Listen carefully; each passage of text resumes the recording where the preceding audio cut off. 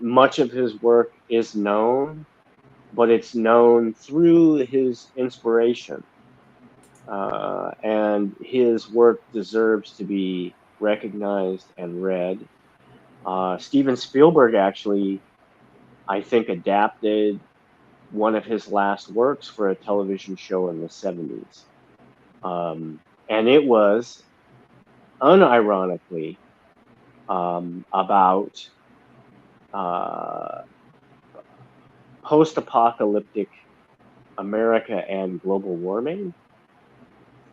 So his influence is far-ranging. I mean, oh yes, of course, the friggin' holy cats! It was an episode of The Name of the Game. How deep do you want to go on this? I've seen it. How deep do you want to go on this? Tell me about it, because I've never seen it, or if I have, I don't remember. Right.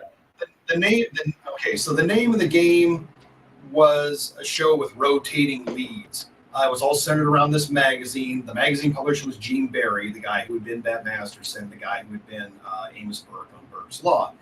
And also one of his reporters, who was played by the guy's name just fell out of my head. Criminy.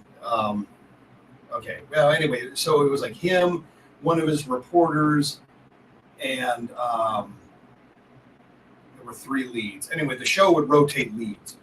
At one point, the Gene Barry character is like driving across the desert from like Phoenix to LA, gets in a car wreck, bumps his head, and imagines himself in the Los Angeles of 2017, which is, everybody's been driven underground by climate change and pollution. So it's not really like it's not an atomic war scenario, but it is a post-apocalyptic scenario.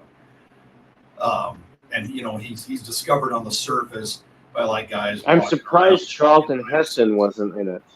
It's very much in that vein, 100%. If it's coming out of that same sort of Planet of the Apes, right? Planet of the Apes, Soylent Green, Omega Man kind of thing. So, but anyway, yes, that's the long and short. But of course, it was all a dream.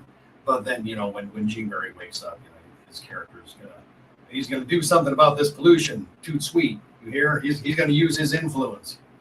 His magazine empire is gonna everybody to clean up their act. And and imagine that we've seen how that turned out. So yeah. Like, subscribe, repost, share everywhere. To see what else we're up to, visit xynobooks.com, xenobooks.com.